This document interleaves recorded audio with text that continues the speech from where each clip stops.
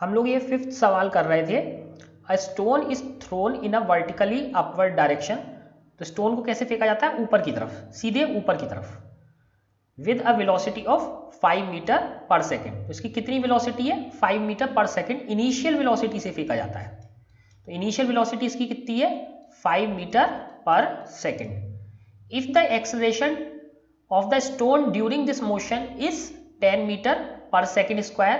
तो एक्सेलरेशन क्या है? 10 मीटर पर सेकेंड स्क्वायर है इन द डाउनवर्ड डायरेक्शन। तो एक्सेलरेशन क्या होता है? जब भी हम किसी चीज को ऊपर फेंकते हैं तो ग्रेविटी क्या होती है? ग्रेविटी उसे नीचे पुल करती है। तो एक्सेलरेशन डाउनवर्ड डायरेक्शन में होता है।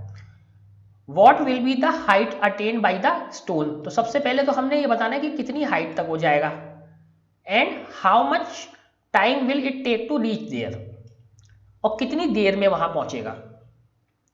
तो इस सवाल को सॉल्व करने के लिए थोड़ा सा हमें अलग ढंग से चलना पड़ेगा। सबसे पहले हमें टाइम निकालना पड़ेगा।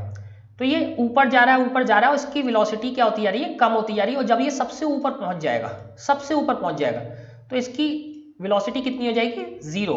और फिर ये नीचे की तरफ गिरना स्टार्ट हो जाएगा। तो मान लिया कि ये सबसे ऊपर जब पहुंच जाता है तो इसकी वेलोसिटी कितनी हो गई? 0।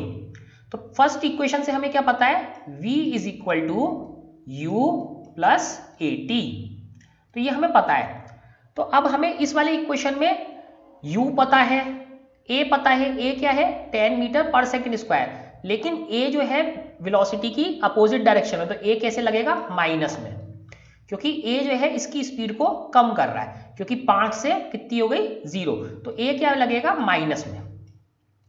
a लगेगा माइनस में। अब पहले हमें क्या निकालना है? सबसे पहले टाइम की, कितने टाइम बाद ये ऊपर पहुंचेगा। तो इस इक्वेशन को एडजस्ट कर लेते हैं। तो v कितना हो गया? 0 is equal to u plus a t. अब इसमें से u को इस साइड ले जाते हैं। तो u को जब इस साइड ले गए तो क्या हुआ? A t is equal to minus u, और t क्या आ गया? t आ गया माइनस यू बाई ए। तो ये t की वैल्यू आ गई। अब t निकालते हैं। u कितना है हमारा? 5 मीटर पर सेकेंड, और माइनस ये आ गया -5, और a कितना है? -10। तो -10 रख दिया, माइनस माइनस कैंसल आउट हो गए। तो ये कितना आ गया? 1/2। तो t क्या आ गया? Half second, 1/2 second. तो इस हाइट तक पहुंचने से कितना टाइम लगेगा? 1/2 सेकेंड। अब डिस्टेंस देखते हैं या हाइट देखते हैं।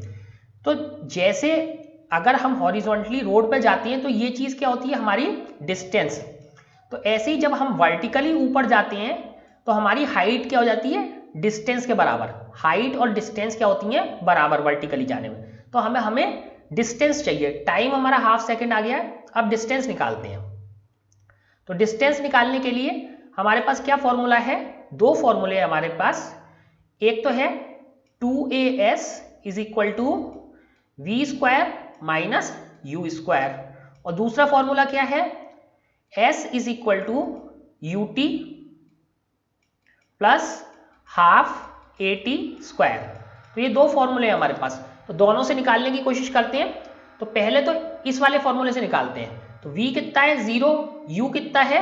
5, a कितना आया था हमारा? -10, और 2 हमें पता है। तो इस वाले फॉर्मूले से पहले सॉल्व करते हैं। तो s निकालना है। तो s क्या होगा? v square minus u square upon 2a। ये हमारा s हो गया। तो ये v तो पहले से ही 0 है, तो ये क्या हो जाएगा? 0। तो हमारे पास क्या बचा?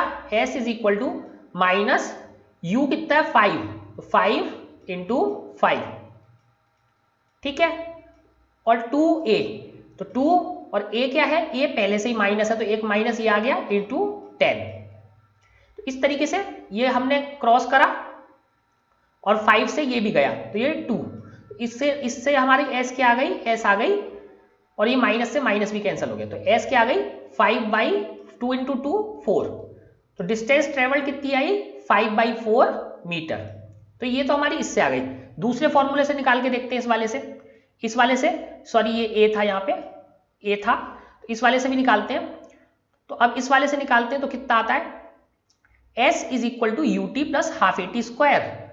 तो s is equal to u कितना है? 5, t कितना है? हाफ। अब प्लस हाफ, हाफ, ए कितना है, ए -10 है, ए क्या है -10 है, तो इसे मैं यहाँ पे क्या कर देता हूँ माइनस कर देता हूँ, तो इंटू 10, क्योंकि ए क्या था माइनस में। अब क्या है टी का स्क्वायर इंटू 1/2 इंटू 1/2, तो ये हमारी इक्वेशन आ गई। अब कैलकुलेट करें, इधर से क्या आया 5/2 आ गया, 5/2। यहां से देखते हैं -10/2 तो पहले से 5 हो गया, ठीक है 5/2, और 1/2 और 1/2 क्या हो गया 1/4, 5/2 माइनस 5/4, 5/2 में से 5/4 को घटाएंगे तो हमें कितना बचेगा 5/4 मीटर। तो यहां से भी डिस्टेंस हमारी क्या आ गई 5/4 मीटर ही आएगी। तो डिस्टेंस हम किसी भी फॉर्मूले से निकालें वो दोनों से सेम आएगी, तो दोनों से क्या आई 5/4 मीटर, लेकिन यहाँ पे पहले हमें टाइम निकालना पड़ा था। अब अगला टॉपिक आता है सर्कुलर मोशन। अब अगला टॉपिक है हमारा सर्कुलर मोशन।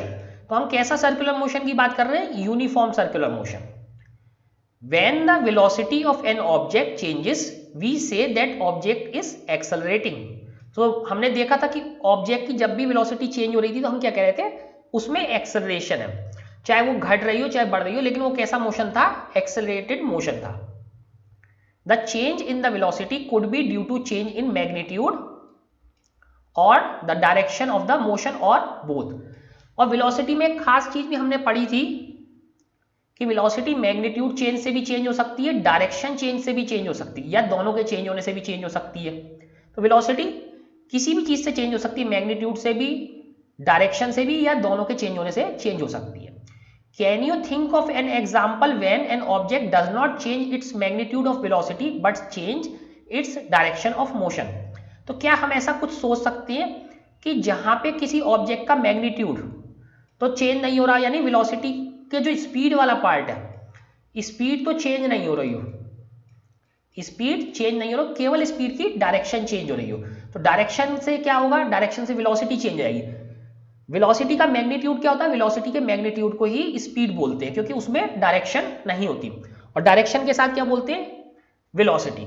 तो अब हमें एक ऐसी वेलोसिटी के बारे में सोचना है जिसमें मैग्नीट्यूड यानी स्पीड तो चेंज नहीं हो रही हो, केवल डायरेक्शन चेंज हो रही हो। तो देखते हैं इस टाइप का मोशन क्या होता है। तो यहां पे कुछ सारे हमें मोशन दिखा रखे हैं।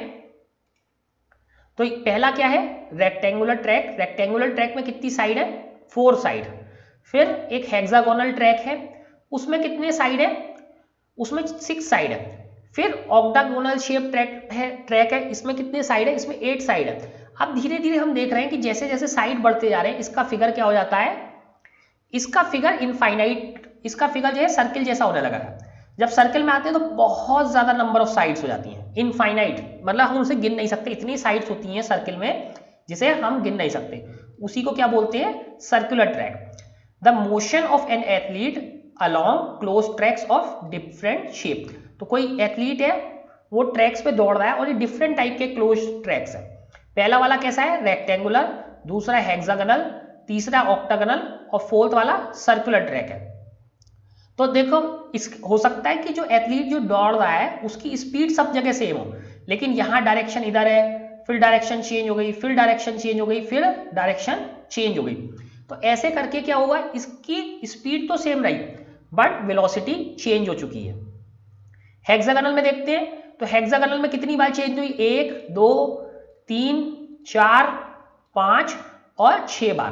तो रेक्टेंगुलर ट्रैक में 4 बार, हेक्सागोनल में 6 बार, ऑक्टागोनल में कितनी बार हुआ 1 2 3 4 5 6 7 और 8 बार चेंज हुई इसकी स्पीड। तो ऐसे करके अगर हम ऑक्टागोनल में और ऐड कर दें 10 साइड्स ऐड कर दें 10 टाइम्स होगी, 12 कर दें, 14 कर दें, 20 कर दें, तो सर्किल में क्या होता है, सर्किल में इनफाइनाइट साइड्स होती है, यानी बहुत ज्यादा बहुत ज्यादा जिसे हम कभी गिन नहीं सकते। तो सर्किल के हर पॉइंट पे क्या होती है, स्पीड तो सेम हो सकती है लेकिन वेलोसिटी क्या होती है हर पॉइंट पे चेंज हो रही होती है, क्योंकि हर पॉइंट पे डायरेक्शन अलग होती है। तो इस तरीके से हम देखते हैं कि सर्कुलर मोशन एक ऐसा मोशन है जिसमें हर पॉइंट पे स्पीड तो सेम रह सकती है बट वेलोसिटी चेंज हो ही रही है। तो वेलोसिटी में 2 ही कंपोनेंट थे, एक स्पीड और दूसरा डायरेक्शन। तो स्पीड अगर हम कांस्टेंट भी रख दें तब भी डायरेक्शन सर्कुलर मोशन में हर पॉइंट पे चेंज हो रही होती है, यानी सर्कुलर मोशन में ऑब्जेक्ट हमेशा एक्सेलरेशन में ही होता है। सर्कुलर मोशन में ऑब्जेक्ट हमेशा एक्सेलरेशन में ही होता है। क्यों? क्योंकि हर पॉइंट पर उसकी डायरेक्शन बदल रही है, मींस उसकी वेलोसिटी चेंज हो रही है। वेलोसिटी चेंज होने को ही हम क्या कहते हैं? एक्सेलरेशन।